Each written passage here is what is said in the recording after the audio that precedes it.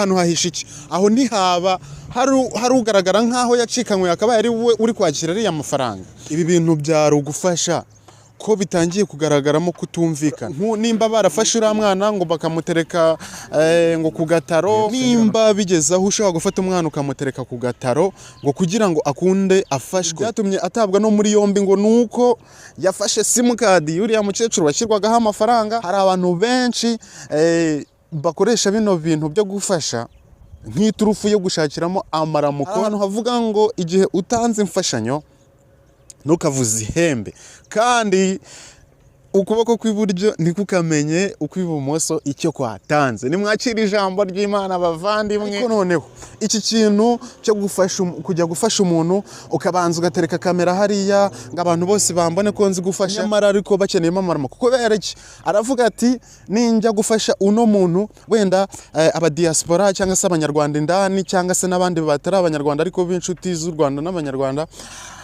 niba bajya gufasha uno muntu nabicishije ku mbuga nkoranyambaga bashobora kohereza byibuza wende miliyoni 1 cyangwa 2 cyangwa 3 n'urugero. Reka nizere yuko mumeze neza abari mu majyepfo, amajyaruguru, iburasirazuba ndetse n'iburengero bwaryo na hagati mu mutima wa Kigali. Muraho banyakigali namwe mwese mutuye mu ntara. Nitwa MC Gift Muranzi. Tambiwe no kujya nisubira mukibona ku ishusho ucyumva ijwi jyumenya ko ari warusubira usobanya baswa mu basizi nka Mitsigamigani n'inshobera amahanga, ni waruhamya ruhanga muramanga nkayisiga ibishanga sinsiga ibihanga, nyigucenga nikoziyo rikinze ukiziyaza mbana bengutse ngusheho rutijanda kwitabaro nkimana igihugu. Uwo ni njyewe. Mumeze mute? Iminsi 19 irashize ivuye ku myaka imbogo nayo ndayira ivuye ku minsi 365 cyangwa n'itandatu nkuko twabyigaga muri primaire. Ese umaze kugera ku mishinga ufite muri no mwaka wa 2026? Reka nkwifurize kuzagera ku byiza. Reka ibyo wabanze byose, imishinga ufite yose izacemo nibyo nkwifuriza. Niba uri mushyashya hano kuri MC Gift Street Story bikaze vlog, biterwa n'iryo uri kubangukiye ukaba utarakora subscribe, yikore umblessing usharinge n'abandi kugira ngo buri kiganiro kigezeho nawe kijye kikugeraho ako kanya. Ngo ni iki rero? Maze iminsi mbona inkuru ziri gucicikana ku mbuga nkoranyambaga. Murabizi njyewe nikorera ku nkuru ziri ku mihanda zavuzwe, sinjya njya gucukumbura tukagira ikintu tuzivugaho, tukagira isomo zidusigira. Mu mazi iminsi mubona inkuru y'abana yakoze ku mitima ya benshi, abana b'Inyagatare. Ikiganiro cyagiye hanze kivuga ko bavuga ko babayeho nabi, barara ahantu hava, bamaze iminsi n'iminsi batarya, bavuga ati se nimudushyingura nibwo muzishima n'ibindi. Ntabwo nifuje kubagaruramo hano mu mashusho ko murabizi ko buriya nubwo bikorwa, nubwo mubona, murabizi ko ubundi umwana abagomba kurindwa. Wenda ukaba wahagarara hari ukamuvugira ukamusabira, ariko ubundi rwose murabizi ko gufata umwana w'umujyambere utazi ngo azabiki ejo, utazi ngo bizagenda bite ejo, ubu tuba tugomba kumuprotectinga, akarerwa, agahabwa uburere, agahabwa ubwo bufasha. Ariko kumuzana mu mashusho murabizi yuko ari ikintu tuba tugomba kwitondera cyane, uretse abaryoherwa no gushaka views zo kuri YouTube, ariko ubundi biriya bintu ntago biba ari sawa, bitewe nuko aya mashusho tugenda dushyira ku mbuga nkoranyambaga ejo aragaruka. Rero mwarabibonye abana b'Inyagatare bakoze ku mitima itari yabakeya, haba mu Rwanda haba hanze. Inkuru ziri ku Rugendo TV ndetse n'izindi channel. Abantu benshi rero baravuze bati aba bana tugomba kuba blessinga, tugomba kubafasha nkuko biri mu muco nyarwanda, biri mu marangamutima ya buri muntu. Tugomba kwegeranya icyo dushoboye, icyo buri muntu wese abonye tukacyoherereza uno muryango ugafashwa. Hanyuma nyuma tuza kubona inkuru ziri kugenda zihwihwiswa ko ngo ibyo bintu ari ukubeshya, nk'uko byatangajwe n'umuyobozi w'akagari ko muri biriya bice n'umuyobozi w'umudugudu. Murabizi mwabonye ikiganiro nanagishyize hano kuri MC Gift Street Story, ntago ndi bubijemo, uscrolling ibiganiro biriho urakibona, ariko mwagiye mubibona no ku zindi platform bavuga ko ruriya rugo uriya muryango yego nubwo abana batabana n'ababyeyi be badahari, ariko ibyo kuvuga ko ngo ntaho kuba hahari, ibyo kuvuga yuko ngo barya bibagoye atari byo. Umuyobozi ngira ngo mwabonye ibintu byinshi yagaragaje y'uburyo bafashwamo, nabyo ntago ndi bubisubiremo cyane, mujye muri iki kiganiro murabibona. Icyo twashatse kuvugaho uno munsi, ngira ngo mwarabibonye ko n'umuntu watangaje iriya nkuru cyangwa se wasabiye ubufasha bariya bana, ubu biri kuvugwa ko nimba atararekuwe ariko yari yatawe muri yombi kugira ngo hakurikiranwe uburyo biriya bintu byakozwemo. Ariho ubuyobozi mu nzego zigiye zitandukanye, buryo uzarebe, sinzi njye ubwo ndabaha urugero ku murenge wacu hari y'Irwamiko ubundi buriya hariya tugira akantu kavuga ngo nimba ugifite umutima wo gufasha, hari umuntu ufite ubushobozi buri hasi ukeneye ubufasha, egera inzego z'ubuyobozi zigufashe, kubera ko byagaragaye ko hari abantu benshi bakoresha bino bintu byo gufasha nk'iturufu yo gushakiramo amaramuko ndetse no gushaka kwigaragaza muri sosiyete nkaho ari beza. Buri kantu kose bagiye gukora, buri kantu bagiye gufasha umuntu, bagatereka kamera hariya kugira ngo babanze bagaragaze. Ariko murabizi ko no muri Bibiliya, buriya ntago ndi umuhanga cyane muri Bibiliya, ariko hari utuntu ngenda ntoragura tunza mu matwi nkatugumana kugira ngo tubashe kumfasha mu buzima bwanjye bw'ejo hazaza, ngira uko ngenda, ngira uko ngenza, ngira uko nigengesera kugira ngo mbashe kubana na sosiyete neza.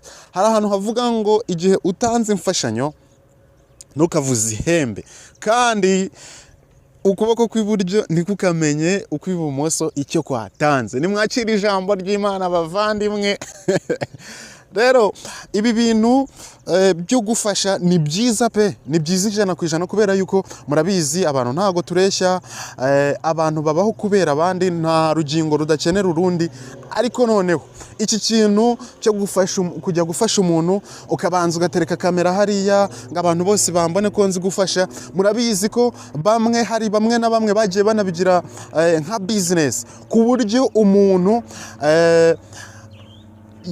yamaze kubifata nkaho agomba kuba buri munsi ari cyo gikorwa cya buri munsi. Ese ubundi mukora ryari? Nimba uyu munsi uvuye gufasha umuntu, ejo ngo ubu nzatse imodoka njye Bugesera, ejo nzatse imodoka njye Gicumbi, ejo nzatse imodoka njye Muhanga, ejo nzatse imodoka njye hehe, mukora ryari? Ko byaje kugaragara ko nta muntu ntunze agatoki, ariko ni ibintu biri rusange bigenda bivugwa. Byagaragaye ko hari abantu babitangiye kubifata nka business, ku buryo uyu munsi umuntu avuga ngo yihisha mu isura yo gufasha, ari bya bindi abantu bavuga ngo ari nka ya mpyisi iba yihishe mu ruhu rw'intama. Hari abantu benshi bihisha mu ruhu rwo gufasha, nyamara ariko bakeneyemo amaramuko. Kubera iki? Aravuga ati ninjya gufasha uno muntu, wenda aba diaspora cyangwa se abanyarwanda indani, cyangwa se n'abandi batari abanyarwanda ariko b'inshuti z'u Rwanda n'abanyarwanda, niba bajya gufasha uno muntu nabicishije ku mbuga nkoranyambaga, bashobora kohereza byibuza wenda miliyoni 1 cyangwa 2 cyangwa 3, n'urugero.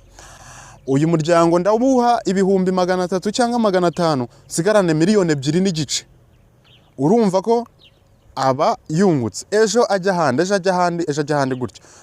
Ni ibintu biri ku mihanda bigenda bivugwa n'abantu bagiye batandukanye. Mwarabibonye ko uno muryango wari uri gufashwa, hari abantu mu nzego ebyiri bameze nk'aho batari kuvuga rumwe. Bamwe bati umuryango umeze nabi nimuwufashe, abandi ngo hoya ngo uyu muryango ngo ntago kwiye gufashwa ngo urifashije. Uriya mama wari uri kuwufasha we byatumye atabwa no muri yombi, ngo nuko yafashe simukadi y'uriya mukecuru washyirwagaho amafaranga, hanyuma akayigumana ngo ntibazi amafaranga yoherezwaho ngo nangahe, ntibazwi ngo akoreshwa iki. Urumva ko byavuye mu gufasha bijya kumera noneho nko kuba harabuze umanaginga cyangwa se buri wese yaragerageje kwikuriramo. None se ibi bintu byari ugufasha ko bitangiye kugaragaramo kutumvikana, ko hari bamwe bigaragara ko muri ariya mavideo yose mujyeho muyarebe uburyo avuguruzanya.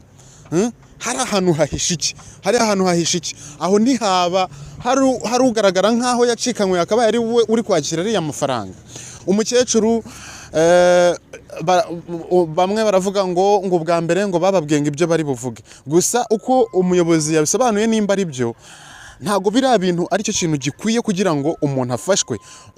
Nimba barafashe uriya mwana ngo bakamutereka ngo ku gataro, nyine umubyeyi bakamutegeka ngo ibintu ari buvuge ngo kamaze amajoro, nyamara batweretse isambu ahingamo. Erega abantu ntago twese twareshya, abantu ntago twareshya, ntago tugomba kwambara kimwe, ntago tugomba gusa nyine bitewe n'iki. Gusa ikibi bakiriho, turi mu gihugu gifite umutekano. Nimba dufite amahirwe menshi, wajya hariya mu murima ugahinga, wajya gukora ikiraka, ukajya guhingira abandi bakaguha icyo 1000 ukaza ukagaburira abana. Hanyuma ryabanga tugendana ryo kwishakira ibisubizo, hanyuma ubonye afite icyo afite nk'uko mwakabivuze, ukigaragaza ukuri, umuntu akagufasha. Nimba bigeze aho ushobora gufata umwana ukamutereka ku gataro ngo kugira ngo akunde afashwe, nimba ko kari byo ariko nk'uko bivugwa, byaba ari ikibazo. Ngira ngo ndi gusoza, uriya buyobozi nimba ari kuriya rero byakagenze, nimba kuko ugiye no gufasha umuntu, gerageza kwegera wenda ubuyobozi buguhe inzira z'uburyo umufashamo. Kandi nimba ugiye gufasha umuntu, ntago ari ngombwa ngo wifotoze, ntago ari ngombwa ngo ufate video. Ngira ngo mwabibonye, Kasuku uyu munsi iri joro kuri chat ye kuri X nibwo yaranshimishije, arimo abaza Aria Cool ati nimba ushaka gufasha umuntu, nimba wabonye ibiganiro bya zimwe mu nshuti zawe, ntago wari kuzaka nimero kurusha uko wari bujye gupostinga no mwana ku mbuga nkoranyambaga ngo kugira ngo bamenye ko ugiye kumufasha.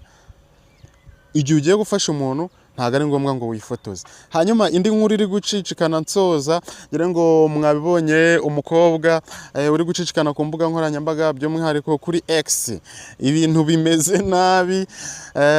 Nyuma yaho umugabo witwa Ignatius Kabagambe afashe uwo mukobwa n'andi mafoto y'ibigarasha akabahuriza hamwe, hanyuma akagira ubutumwa atanga. Urubyiruko ntago rwabibonye neza, aho bari kumubaza buri wese akoresheje urubuga rwe nkoranyambaga cyangwa se account ye, amubaza ati byari bikwiye nimba umwana yagaragaje igitekerezo cye cyuko urubyiruko rwo mu Rwanda rukennye. Ese koko urubyiruko rwo mu Rwanda ubundi rurakennye? Reka duhurire muri comment. Ni ngombwa ko umuntu ugaragaje igitekerezo cye cyangwa se uko yiyumva agomba guhita ashyirwa mu bigarasha? Abandi bakibaza uno mugabo, uyu mugabo muramuzi cyane mu gukora ubuvugizi, ngire ngo murabizi mu nzego zigiye zitandukanye, mu buryo serivisi zitangwamo. Uyu mugabo yagaragaje umusanzu we, muyobozi wa kaminuza imwe hano mu Rwanda. Ntago wavuga yuko afite ubwenge buri hasi cyangwa se afite icyo amariye igihugu kiri hasi, cyangwa se icyo amariye urubyiruko n'abandi mu nzego zigiye zitandukanye muri rusange, ku buryo bari kwibaza bati ni gute yafashe uno mwana w'umukobwa akamushyira mu ifoto imwe y'ibigarasha. Haba se hari ayandi makuru ari indani ahishwe turaza kuzamenya, yo hari bamwe bari gukwirakwiza cyangwa se biri kuvugwa ko yaba wenda ngo hari amafaranga, ni biba biri ku mihanda, ariko yaba ari amafaranga yaba yarohererejwe ngo kugira ngo asebye urubyiruko cyangwa se abeshyere urubyiruko, abeshyere n'ubuyobozi bw'igihugu ko nta kintu bumufasha kugira ngo nta kintu bafasha urubyiruko ngo kugira ngo rwishakire urusubizo cyangwa se rwikure mu bukene. Muri ino video no mukobwa avuga ko ngo umubona asa neza, yambaye neza, afite phone nziza, ariko wajya kureba kuri konte ye ugasanga nta kintu afite, aho yavugaga ko ngo kuri konti ye haba hariho ibiceri 300. Ese ubundi ikibazo ni iki? Urubyiruko koko turakennye? Ese nta mahirwe dufite yuko hari ibikorwa byinshi dushobora kubyaza umusaruro, yuko hari amashuri twize ashobora kudufasha kwihangira imirimo twebwe ubwacu, tudategereje ko hari undi muntu uzakubwira ngo dore ngo nkuhangiye umurimo ngo ca? Ese ikibazo ni iki? Mu by'ukuri ikintu cya mbere dukwiye kuba twitaho, buri wese mu bwenge bwe haba bwinshi cyangwa bukeya agira uko abona ibintu. Njyewe nka MC Gift uko mbibona ni uku nguku. Urubyiruko muri rusange rw'u Rwanda dufite amahirwe menshi, mbisubiremo, dufite amahirwe menshi. Nimba turi mu gihugu gifite umutekano ku buryo buri kantu kose wakora, nta muntu uba uguhagaze hejuru, wenda nubwo nta byera ngo de rimwe na rimwe ujya wumva ukumva ahantu ngo hari ibisambo ngo byambaye telefone. Nimba buri kantu kose ugomba gukora ukoze, nta muntu uguhagaze hejuru, nta muntu uribuka kwambure, mujya mubyumva urubyiruko muri mwese twese abagiye babasha kuva mu gihugu cy'u Rwanda bakajya kuba hanze, ibyo ni ibintu utababwiriza. Aho ushobora kubona hamwe na hamwe wenda nko mu bindi bihugu ushobora kujya gukora business wataha, cyangwa se wajya gukora ikiraka wataha, ibyo ufite hakaba hari undi mugiye kubigabana ku ngufu. Hano ibyo bintu murabizi ko iyo ukoze haba akazi haba ka business utaha amahoro ukagaruka kandi ejo ukaza gukora. Hanyuma abantu mukunda kwikanga ngo imisoro ngiki ngo ufite aka business gaciriritse, ngo ejo Rwanda Revenue kabiraje, ngo ejo ngabo bishingwe ngo bakaba baraje, ngo ejo ngabisuku bakaba baraje. Bagomba kuza nyine.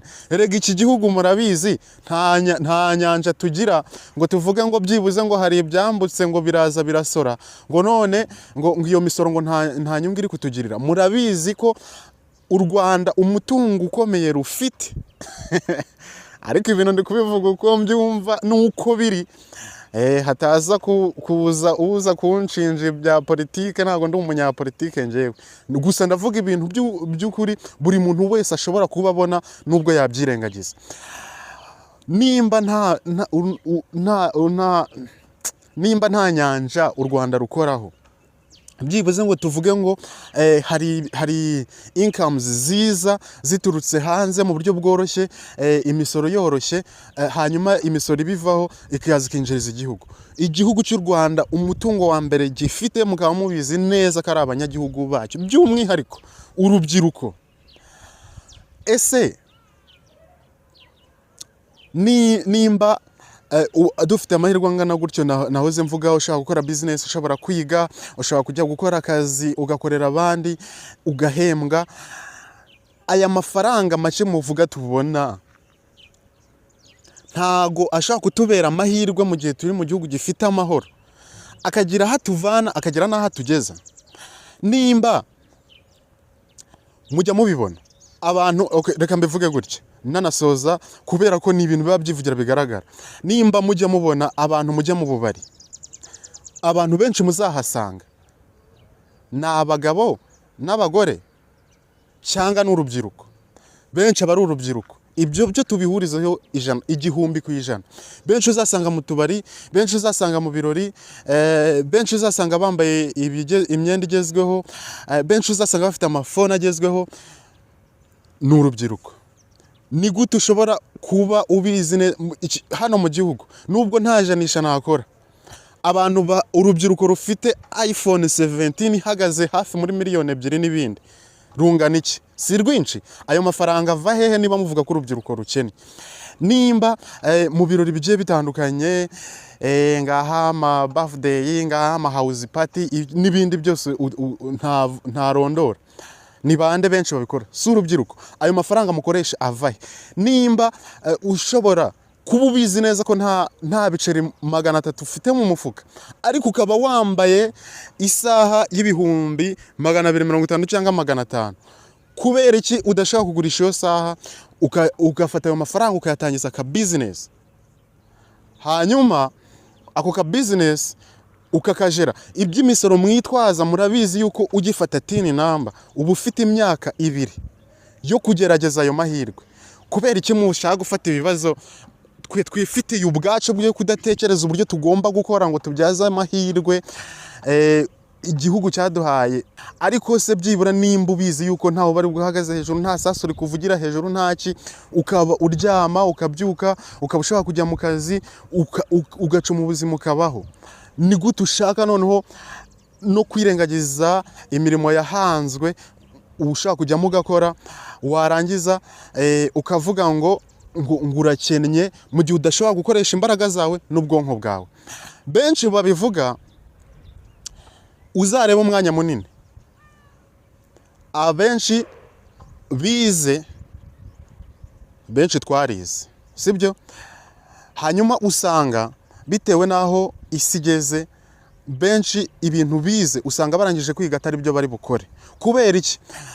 Urasanga ibintu wize wenda ku isoko ry'umurimo byarizwe n'abantu benshi ku buryo kubimeneramo biba bigoye, ugasanga ariko ya capacity y'ubwenge ufite mu mutwe y'ibyo wize bikwemerera kuba ushobora kugenda ugahanga umurimo, cyangwa se ukareka ukirengagiza ibyo wize ukajya gukora ibindi, bwa bumenyi ufite mu mutwe bukagufasha kugira ngo ibintu bigende neza. Mwakuye amaboko mu mufuka mugakora, mwafashe icyo gishoro gice mufite mugakora, mwakwirengagije ubwo uko gusirimuka, uko gushaka gusa neza cyane kurusha kujya gushaka ku isoko.